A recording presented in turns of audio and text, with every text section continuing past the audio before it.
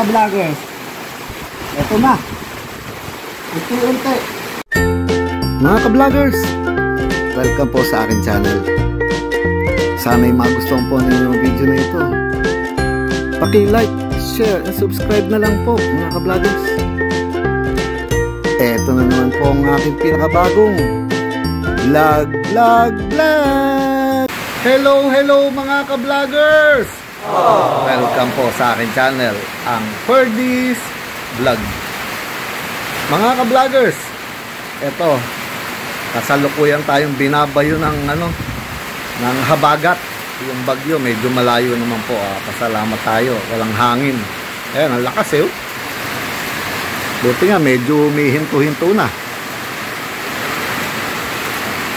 So mga ka-vloggers, ito po ay pagpapatuloy lang nung naunang vlog ko, yung sunog yung panel gauge ni Everest. So ito po, ginagawan ko na ng paraan kasi medyo mahirap makakita ng panel gauge nito. Tingnan nyo po, yung pinakita ko sa inyo na socket, eto, napag-iwalay ko na merong isang sunog, kaya pala hirap na hirap akong kalasin to, itong isang linya dito, itong kulay red. Ayan, so hindi ko gagamitin yan. Ang kailangan ko lang naman ay siyam lang. So siyam lang tong wire na to, 1, 2, 3, 4, 5, 6, 7, 8, 9. Hirap nga lang pag ganun ko, nasugat pa ako. Okay lang naman yan. Natusok ako na itong screwdriver. Pero okay.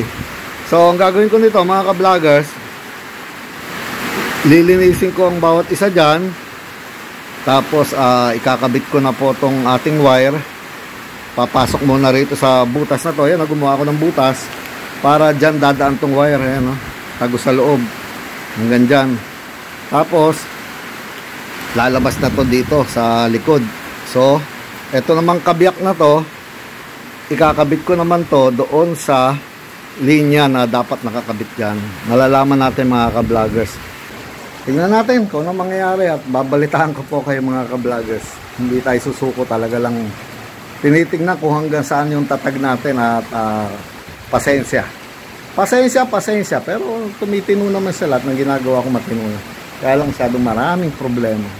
Okay lang po yun, kaya natin yan.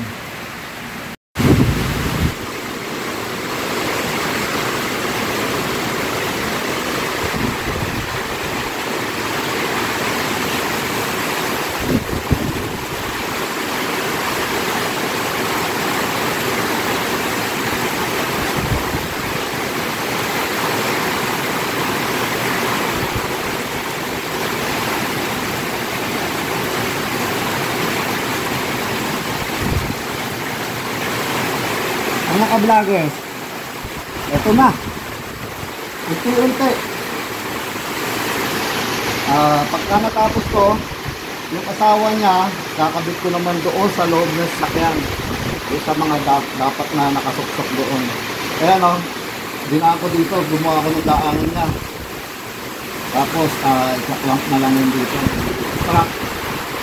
Ayan, pag naikabit ko lang ito, salve na ako. Okay na naman mga ka-vloggers. Mabubuo ko rin ito sana umandara. Abangan natin. So ngayon, tignan ninyo mga ka-vloggers, okay na ako doon sa ginawa kong yon. Ayan naka-strap na siya rito at nakadugtong na doon sa loob at wala na dito yung sira-sira dati. Kaya nga lang kaya hindi pa siya tapos mga ka-vloggers, dahil balak kong i-convert na rin tong ibang mga side niya. Pero good news lang, meron akong nakita na parang bilihan pala nito diyan sa Banawe, Quezon City. So magpapatingin ako niyan, kukontakin ko yung utol ko na nagtatrabaho dyan sa Banawe. So para maitanong kung hindi lumubog sa baha, kung meron pang available na mga panel gauge dyan. Shout out sa iyo, Utol, Jong, utol ko. So ngayon, tingnan po ninyo mga ka-vloggers Yung kasing iba pang mga ano niya, ayan Kaya hindi ko tinapos. Pagmustan ninyo, ayan oh. Sira-sira. Oh. Paano nyo naman tatapusin yan, oh. Lahat. Kahit dito, oh. Wala eh. Yung iba wala na nga, oh. Hindi ko lang kung saan nagpuntahan yan. Oh, ito. Wala na lahat. Sa madaling salita, ilan yung nawawala rito. Dito. Talagang, kailangan talaga nito palit na ng buo. Pero, for the meantime, pansamantala mga ka-vloggers ay gagamitin ko muna to, yung remedyo na gagawin ko, dahil mayroon nga po ako ikakabit sa kanya ito naman, para doon sa mga yon, no? So sana'y umubra na naman. At yung iba nga pala na parang bypass o jumper, nilagyan ko na lang ng mga terminal na ito, ayan, oh. Para walang naka-open. So ang asawa nito nandoon. So makikita natin mga ka-vloggers. So ito na po mga ka-vloggers. Ang mahal nung gauge. Nagpatanong ako sa Banawe, yung isang lugar na napakarami nilang tinda, ayan, oh.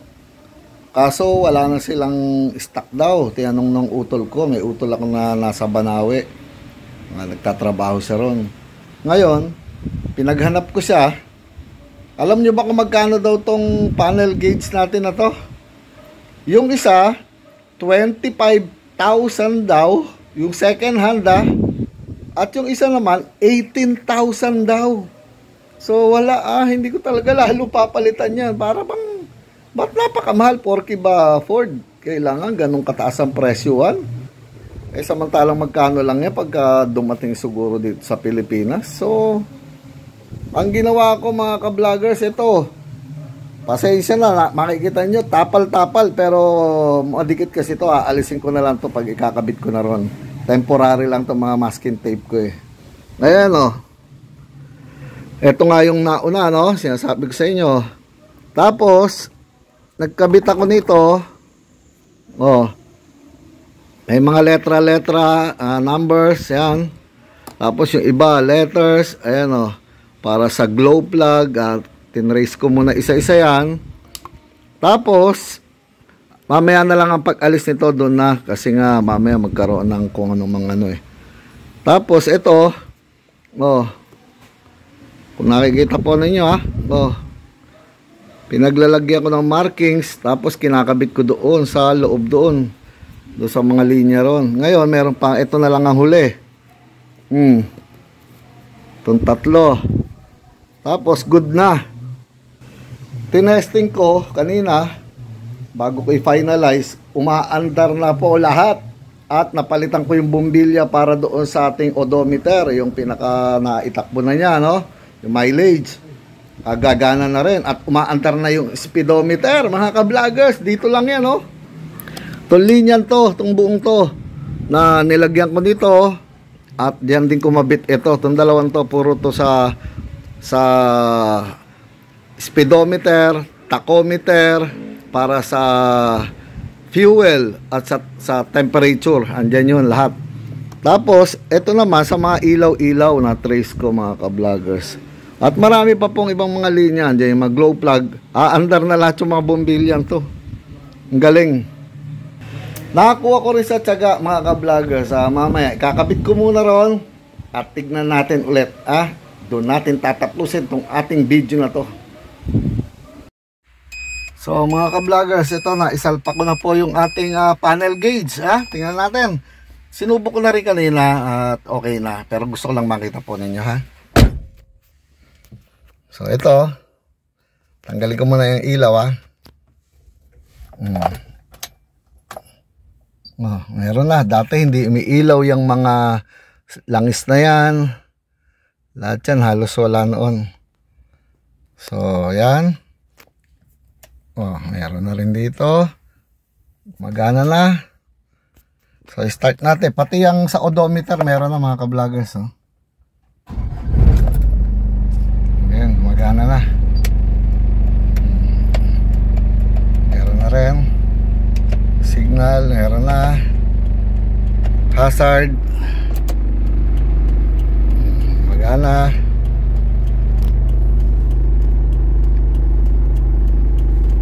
Aircon na tayo. So matagal-tagal na sigurong hindi gumagana ang ano to, ang pinaka odometer. Tingnan nyo, oh, 142. Ang galing. Gumagana na lahat, pati temperature, yung tungkol dyan sa diesel natin. So okay lahat, wala akong masasabi mga ka-vloggers. Napagod din ako dyan. Talaga namang pinaghirapan ko kasi 25,000 daw diyan sa Banawe. Mga taga Banawe, bakit naman ganun kamahal yan? Parang namang hindi ano. Tapos 18,000 pa do sa isang pwesto. Sobra namang mahal. Kung mga 5,000 yan, okay pa sana yan eh, second hand. Tapos 25,000 44th Everest. Ako naman mga ka-vloggers, medyo maawa naman po tayo sa ano, katulad ko. Maawa naman kayo. Pero nangyari lang, kaya kong gawin. Yun lang po masasabi ko. At hindi ako papayag na ganun-ganun lang yun mga ka-vloggers. So ayos na siya. Wala na akong masasabi. Pati charging, okay.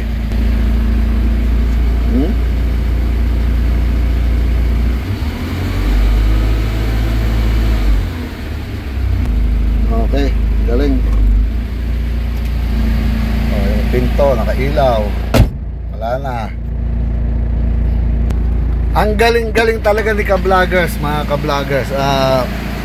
Sana ay nahirapan din kayo. Talaga nahirapan po ako rito. Talaga namang inayos ko siya. At hindi ako papayag talaga na hindi umaandar yun. At siguro naman isa na lang ang problema ni Everest, yung tumatagas doon sa may bandang transmission. Pero mga ilang panahon ko na lang gagawin yun mga ka-vloggers. Tingnan nga natin kung ano na nangyari sa ilalim. Ayun talaga mga ka-vloggers, oh. Tingnan natin. Ayun, oh. Oh. Doon sa transmission, tinatawag nilang crankshaft oil seal sa likod. Sa likod ng flywheel yan, pag inalis po yung transmission, nandun yan mga ka-vloggers. Siya na lang ang nagtatagas. Yung tumutulong tubig sa aircon po yan, ha. Pero ang dami, oh. Ayan, oh. Sa ibang panahon na yan, talagang yan na huling-huli. Dito sa harapan, wala na po, oh. Dati dito, basang-basa to mga ka-vloggers, ha. Ngayon, wala na. Good na lahat yan. Maganda na siya. So pagod, pero nagawa na naman. Na-save ko yung 25,000 pesos dahil dyan sa panel gauge na hindi ko alam kung bakit ganun kamahal mga ka-vloggers. Unfair. Masyadong pinakamahal naman lang siguro puhunan niya, baka magkano lang. O sige po mga ka-vloggers, pagod na ako at magpapahinga na rin ako. Ano pa po ba ang sasabihin ko mga ka-vloggers? Eto na naman po ang pinakabagong edisyon ng aking vlog. Paalam mga ka-vloggers. Save tayo ng malaking pera. Paalam po.